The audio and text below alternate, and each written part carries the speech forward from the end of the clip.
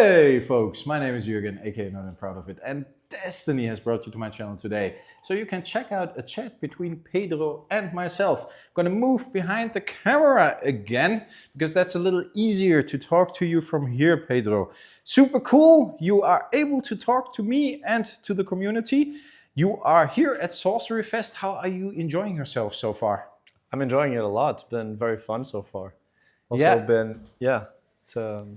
nice.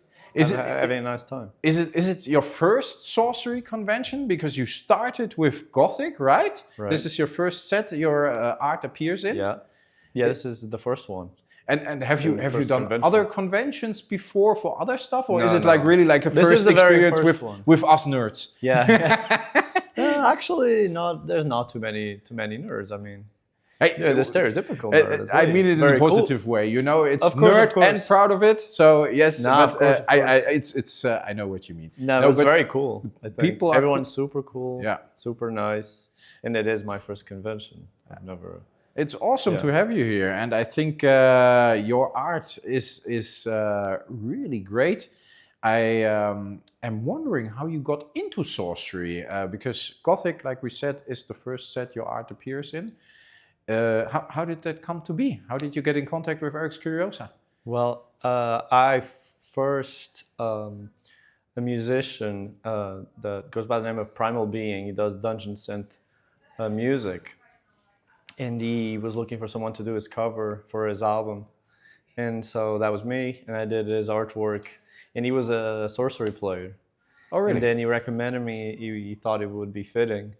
If my artwork would fit with the overall mood of the game. So I just emailed some of my artworks to Eric, and then he just gave me a shot, and I did like 4 pieces for him. Wow. Like kind of a test run. And I guess it went well, and then we went on from there. Apparently it went well, because your art is very prominent in Gothic now. Yeah. The music, I'm interested. Was it metal music? Was it fantasy art as well, or was it completely different, the covers you did? It was fantasy art. It's dungeon synth, which it does come from, it's like kind of a subgenre of metal in the beginning. So yeah, there's dungeon synth.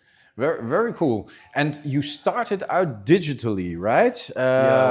And now you're moving back into hand-drawn, more traditional art. Yeah. How did that transition happen? Is it something Eric asked for, like we need hand-painted art, or did you do it a little before as well? Yeah.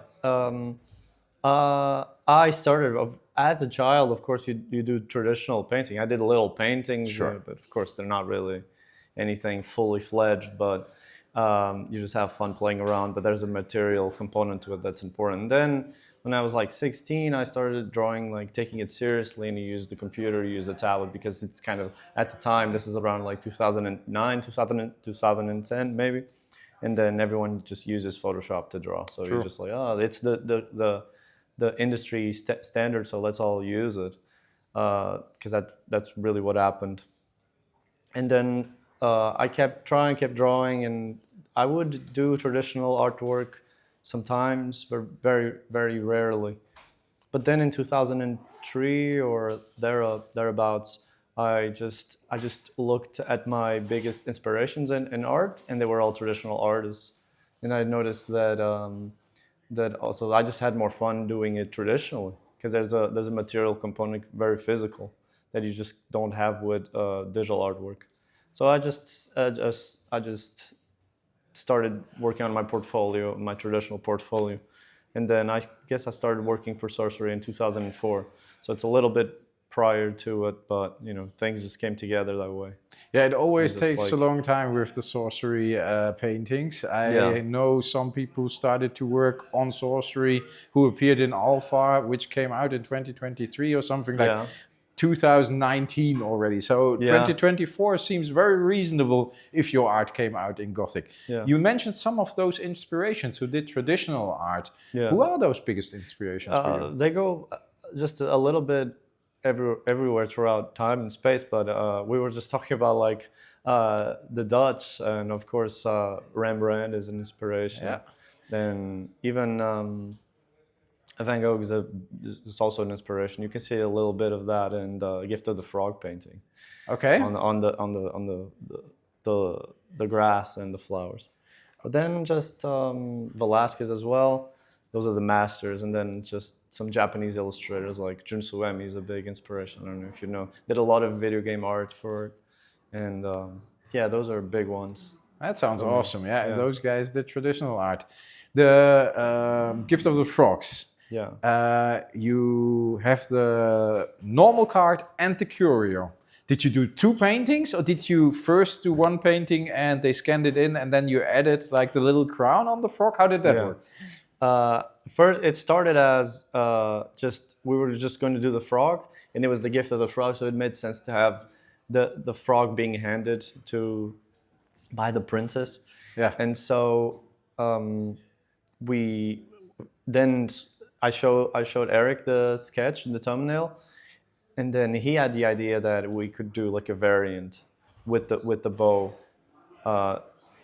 Oh no, I'm sorry. I remember I did the bow first, but it was a silly dumb idea that I did as just a sketch. Okay. Because the initial idea was without the bow, but then I was like, oh, let's add. I just did it as kind of a goof. Yeah. But then Eric thought it was funny, so we did both of them. That's correct. Awesome. And so to do that traditionally, I want to do it traditionally, and my initial idea was to do like a cutout of the bow on top of the original painting that didn't have the red bow.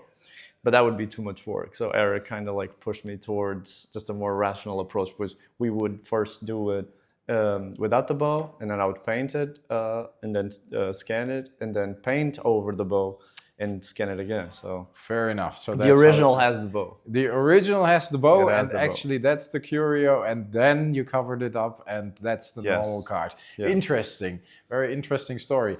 You mentioned as well one of your bigger inspirations, the Japanese artist. I personally don't know him. Can you repeat the name? It's Jun Suemi. It's Jun. Okay, I need to look it up. And as you know, I know a lot of the video game stuff. They did a lot of the art for the wizardry. Oh, okay. You could probably find I will look it up, and I will find it, definitely. No, we talked about video games before, and you know that's where my background is, and we talked about Skyrim and Zelda and so on. So and Fallout, can't forget Fallout. Fallout, right. No, I'm very proud of that one as well. I'm very happy I could work on that one. But is the video games, which you are definitely passionate about, is that an inspiration for you as well in your art, especially the fantasy games, obviously, but for other things maybe as well? Yes, of course, a big inspiration. Sometimes like you may not be so inspired, and then you remember this place that you visited, but you visited maybe when you were younger playing a video game, but you have been to a castle and you've seen a certain knight, and that seeps into the work. So yeah, video games have been a huge inspiration. It's good to hear. I'm always happy if people are inspired by video games. But I can imagine, I mean, it's a very creative field, and if that has input on somebody even more creative with you and your art, I think that's very, very cool. Very nice. We had a look at your artist proofs. I'm not going to zoom in now because we got a very nice picture of you here, but there's a short up on the channel in which I have a detailed look at your artist proofs here on the table, which all look fantastic, by the way. My question about this is, I had a look at them and I couldn't, at least for some, figure out what the card on the other side of the artist proof is. How do you get your inspiration? It's loosely inspired on the card, or not at all, and you just draw something that comes to your mind, or something like maybe connected but not directly connected visually, but in a different way. How do you get to your artist proofs? Well, it's unfortunate that some of them end up not reflecting, because I do try to have them referencing the original. Didn't want to insult you there. No, I think they look fantastic. I just couldn't figure it out, and I saw people on Discord discussing it as well. Yeah, it makes it, but sometimes it ends up maybe changing and it becomes something else and something in of itself. But usually I try to make a small reference to the original paintings, or I think I was talking about this with someone else, that sometimes Eric may not pick a certain thumbnail or sketch, and then I may use it for an artist proof that I may find still interesting, and if it fits.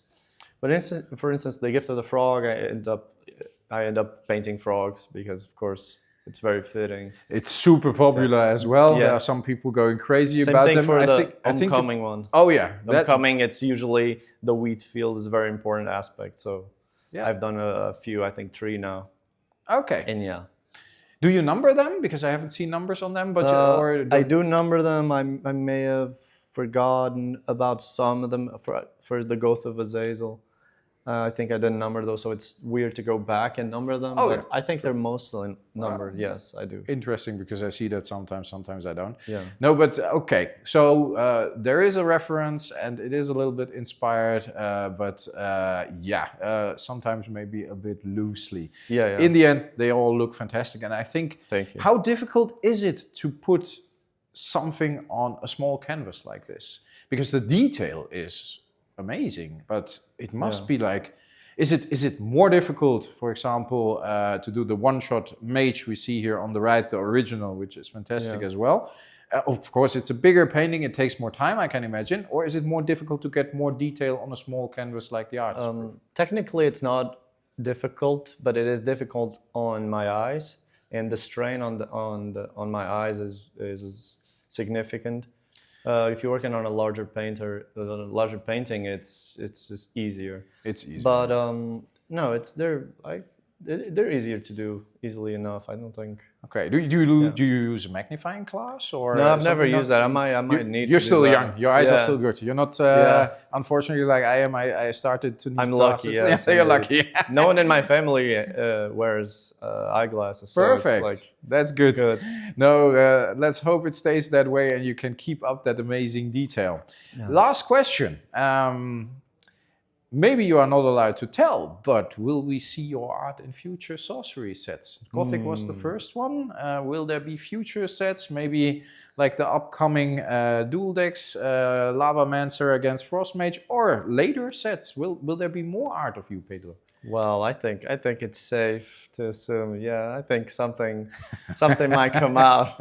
So I'm saying maybe. Yeah, this is just allegedly. So allegedly, so I'm not breaking anything. I'm not breaking any rules. No embargo is broken, but we got our answer here. Very awesome. Thanks a lot for taking the time, Pedro. I really appreciate it.